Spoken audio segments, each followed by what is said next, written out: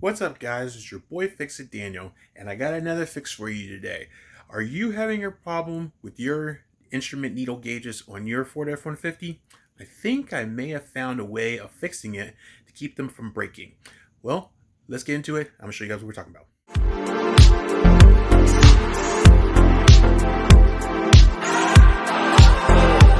So guys, thank you for watching. If you guys have not seen my stuff, please go down, like and subscribe and check it out. But this is kind of a part 2 of the previous video I made. So about maybe a few weeks to a month or so ago, I did a video on fixing my instrument cluster on my Ford F-150. So mostly there's been a known problem with some people. Where my needle kind of went from a different speed. It said it was doing 70, but I was at or 55, and I'm actually doing 70. So I ended up fixing the needle gauges by just moving them back, and that seemed to work pretty fine. Well, just a few days ago, it broke. It actually, and there was actually some videos I've seen where some people said that their needles just popped right off. Now, the reason why they popped right off is because they broke. So it's nothing wrong with the instrument panel, nothing wrong with the mechanisms or the electronic components. The needles on themselves, I guess they're happening to be turning by this little gear spinning needle that the needle sits on. It's like a little motor that moves back and forth with the speed, and it very tightly fits in this very thin metal needle. They kind of are tight. That's tight and that's tight, and they just kind of push down on it.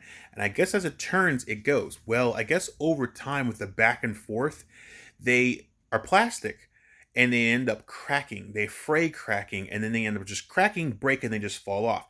That's what happened with mine. Mine actually cracked enough to fall off, but didn't break until I touched it in my hand, and then they broke in two pieces. Well, I went to look online, and as everybody who's tried doing this, they can't find any needle jets. The highest they go is an '08 F-150. They don't go any further than that. Most of the time, you have to replace all of the needles, the actual instrument panel yourself. And even with that is even harder because you may have to replace. You have to get it all reconfigured, reprogrammed. Well, I thought of an idea of just going maybe buy a used one or one that's not working and just take the needles off. That's a good, and it got me thinking of an idea. Since the needles are the only reason why they keep breaking and falling off, maybe we need to figure out a way to reinforce them to keep them from breaking. So that's what I'm thinking of doing with mine. I've already pulled them off in mid kind of thinking about it. Mine actually broke in two pieces, so I was like freaking out, looking online trying to find something.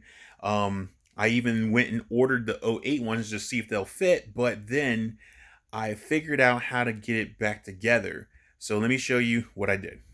So excuse the bowl. So basically, I want to see if I can find the right one.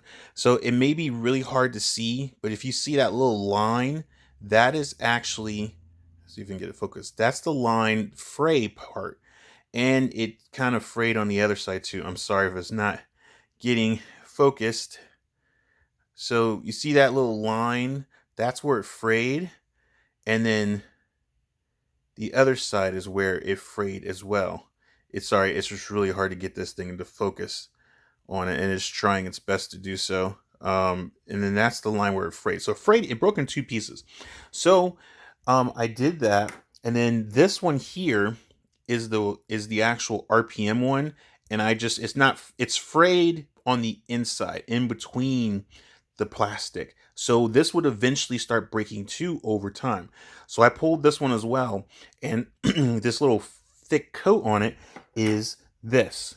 So I used some super glue, Gorilla Glue. I took it and put it in a little plate and got a very thin brush and brushed it on this one on the outside.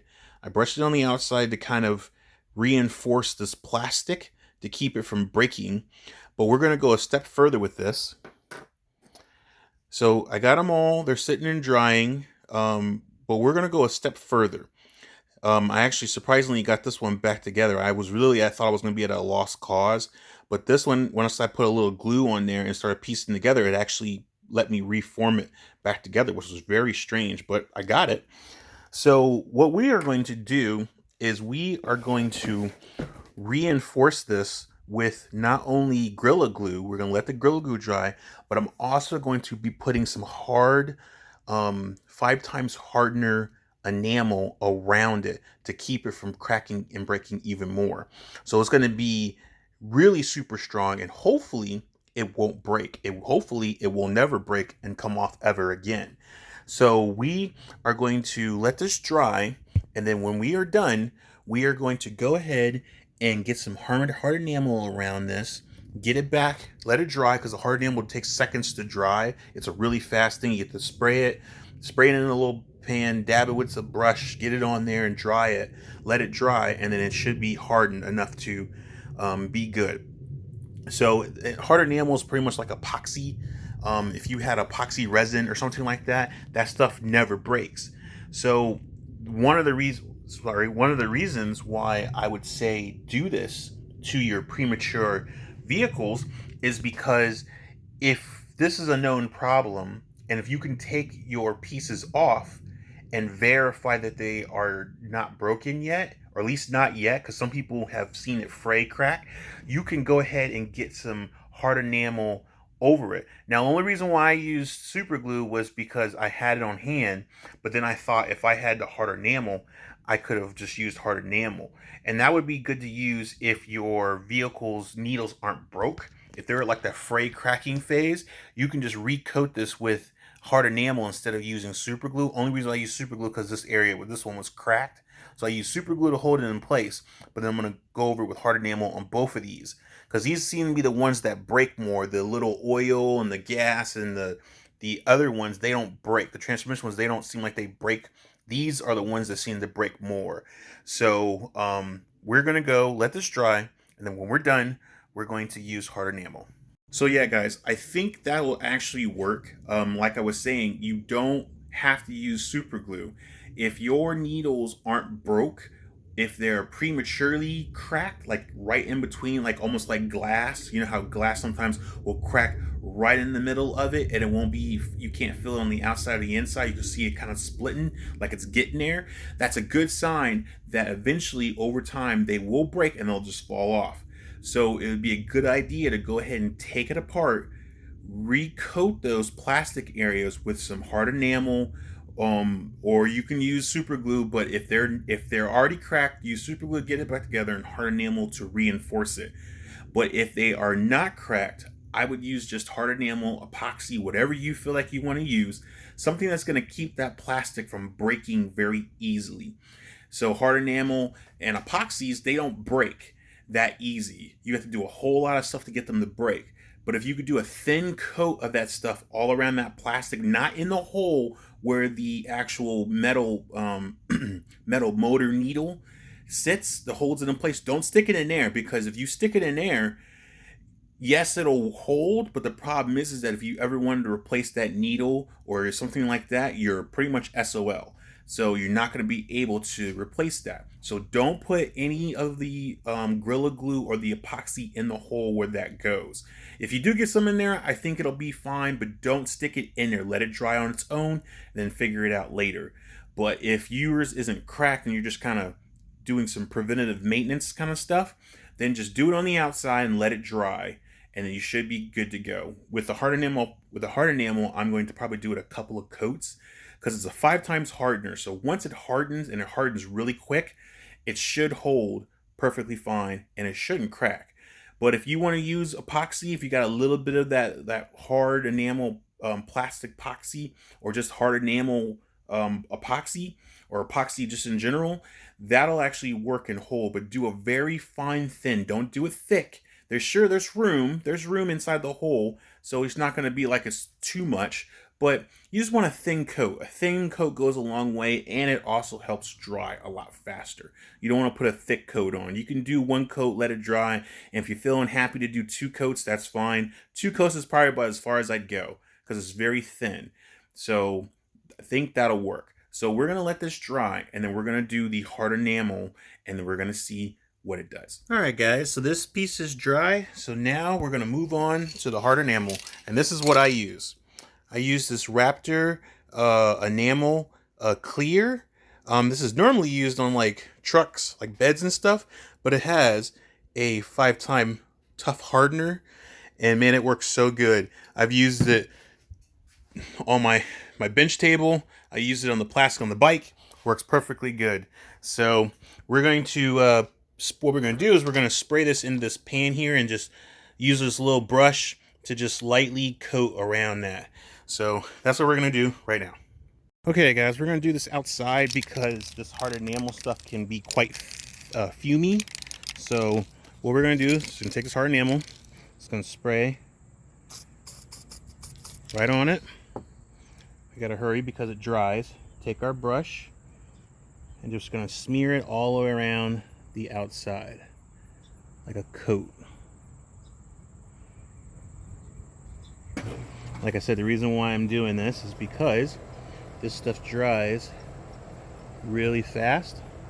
So I have to spray some more because it dries.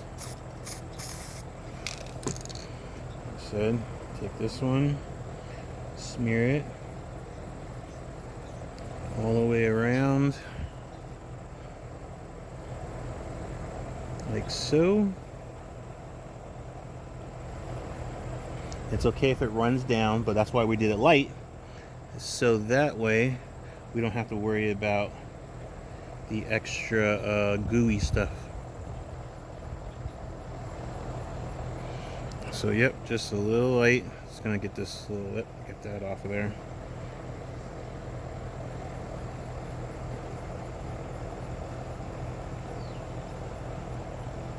All right,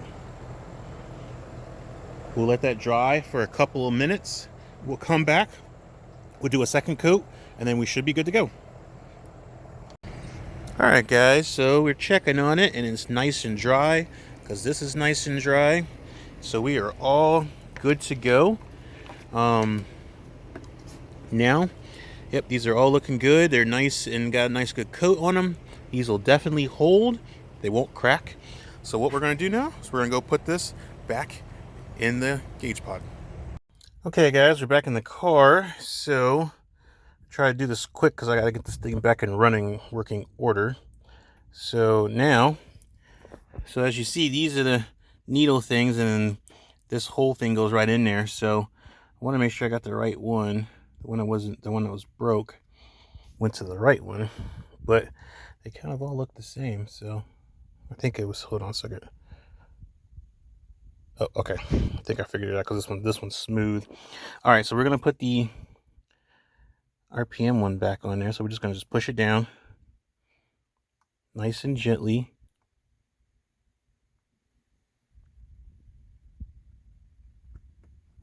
If we can.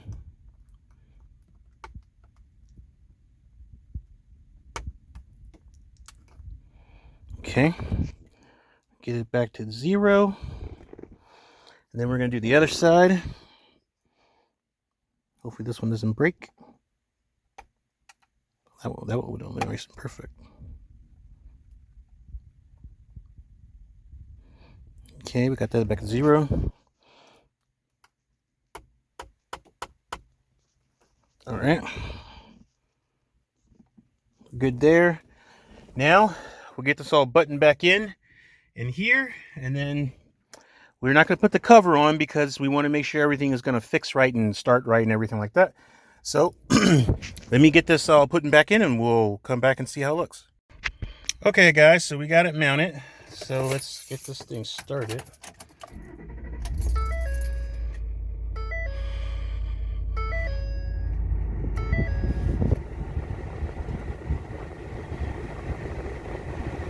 All right.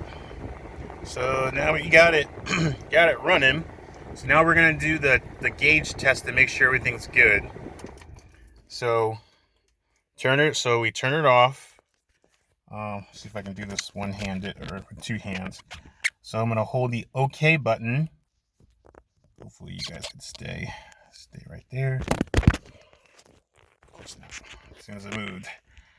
Okay, OK button. All right. Watch the gauges.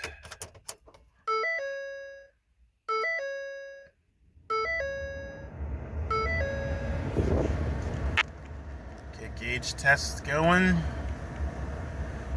right, 120. Back to there. All right. I'm gonna move this just a smidget, just right there, and then I'm gonna move this a smidget to get it right at 0, right there. Okay.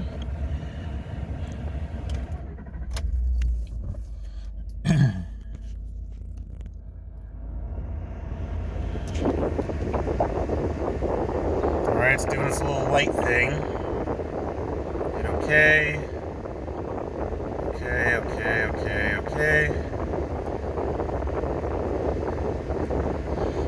So we're gonna keep going until we get to the speedo. All right, so what we're gonna do now is just gonna do just a quick ride around to see if this all worked. So hopefully it worked, then we'll be good. So let's see.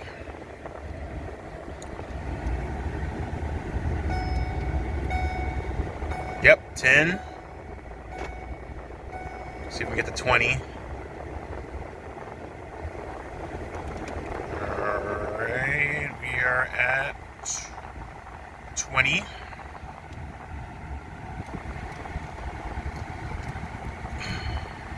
Here, we're gonna stop for a sec.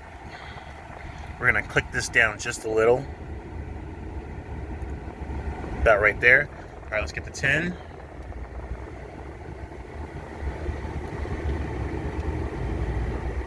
Alright, let's get to 20. 20. Alright, we're at 20. Let's get to 25. 25. Let's get to 30. 30. 30. Oh yeah, we're good. We are dialed, y'all. Yep, we are good to go. So yes, you can fix these if you just take the time. It's a little scary, I get it, but you can fix this. So now we're going to turn back and go back. So let me get back and we will discuss more. Okay guys, so let me turn this AC down. All right, so the speedo thing works. So we're gonna turn it off and then we'll turn it back on. Everything should come back up. Yep, Ford Tough comes back up. And then we'll switch it to the gauge, pod economy. Yep, good. Okay, cool.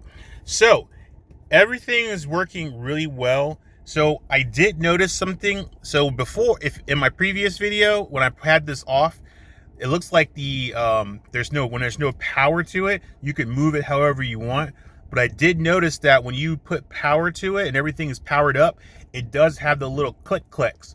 So sometimes in the other videos I saw online, they still had the click with the power off, unplugged on a bench, but mine doesn't do that. It has the clickies where you can make your adjustments when you have power. When you don't have power, you just plug it right on in. So I was a little worried because when this popped off, I was worried that it was going to be all unclocked and stuff. It's actually not.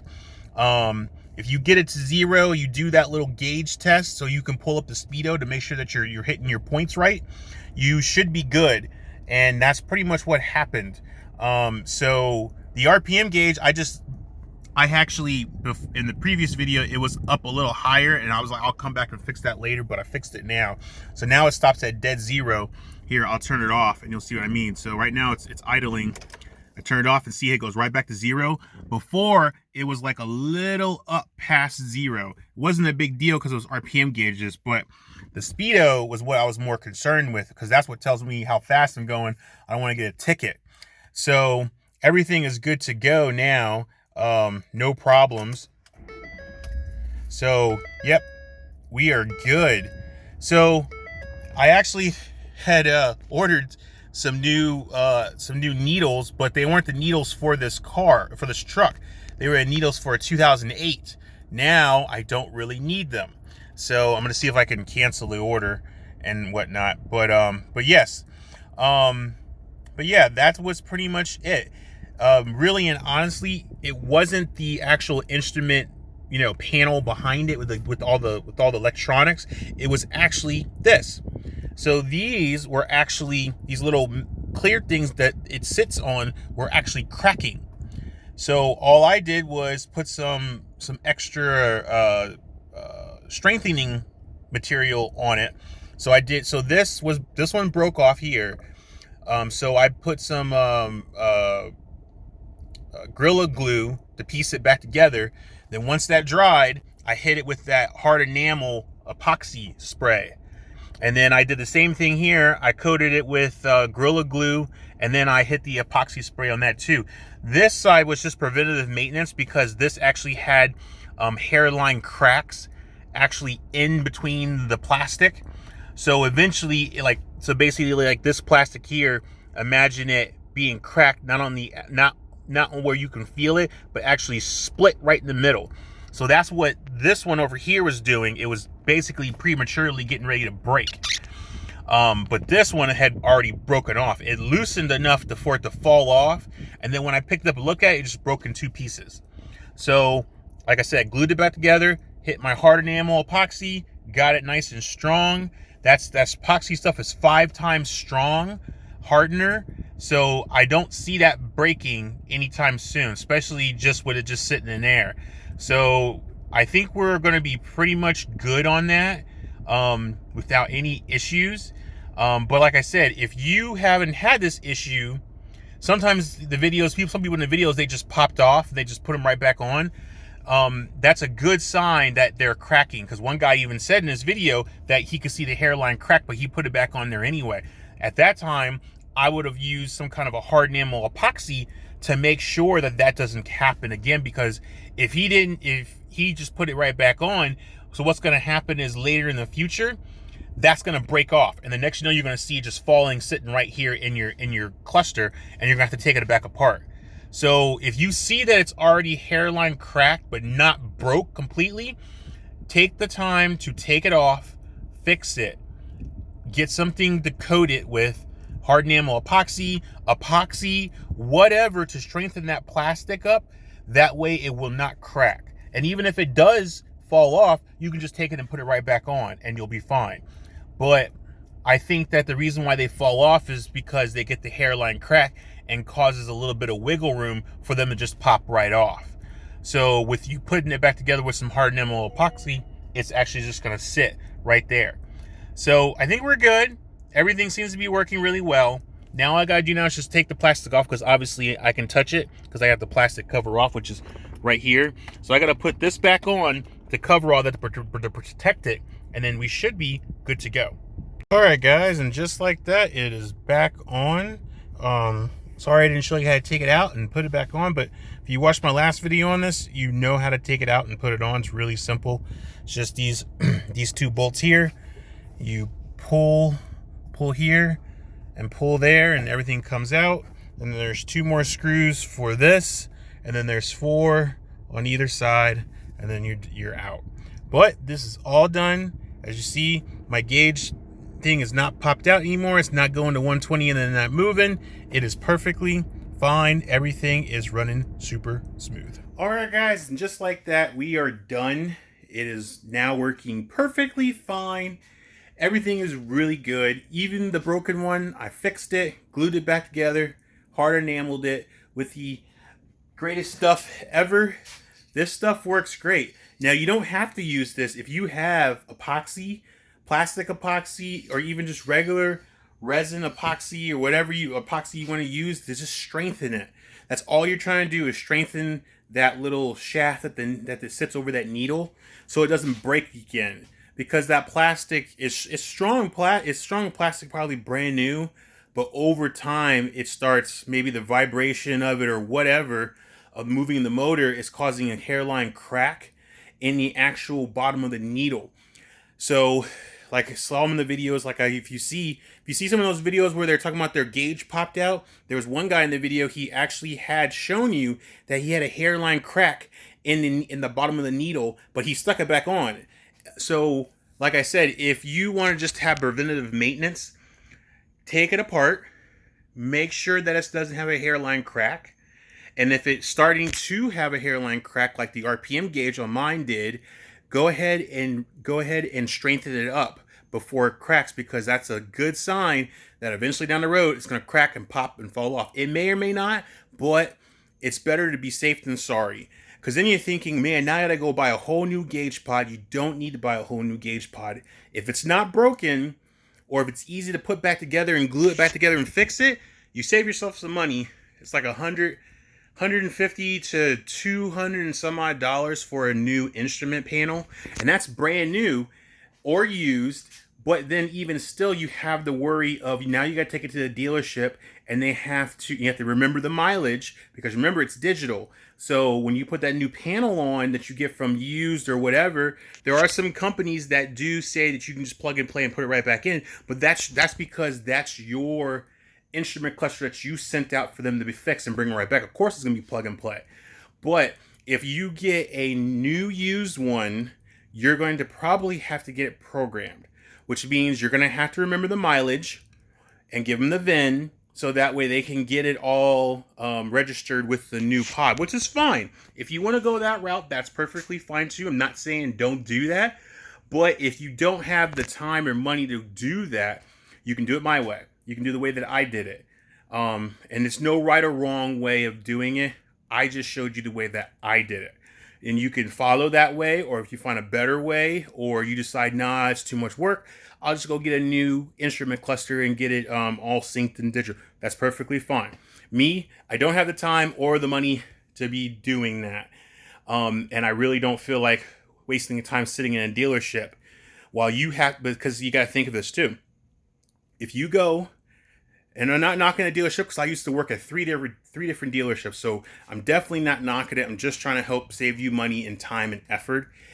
If you go and buy a brand new or new used instrument cluster, you're going to have to pay what?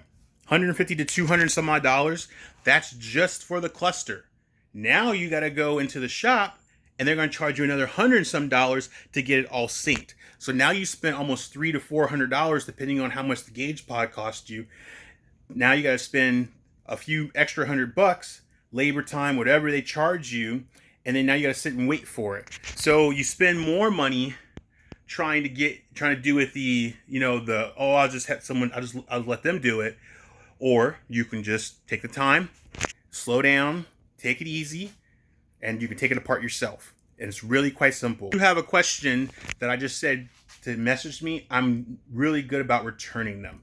So please feel free. If you're not for sure how to do it, or hey, can you explain it again? Or hey, can you tell me? Yes, go in the comments. I can retell you how to do it, show you how to do it. It is super hot, so excuse me for sweating. But yes, if you got any comments, please go in the comments and let me know. But guys, I thank you so much. Hopefully this worked out for you, because it worked out for me, and it saved me a ton of money, and I didn't have to go buy a thing. I had the Gorilla Glue, and I had the epoxy spray. So if you didn't have it, you spend like $18 on the epoxy spray, and $3 or $4 on the Gorilla Glue. So it's really not that expensive. So what, $23, $25 compared to $200, $300 for the gauge pod, and another $100 and some odd dollars to get programmed by somebody else.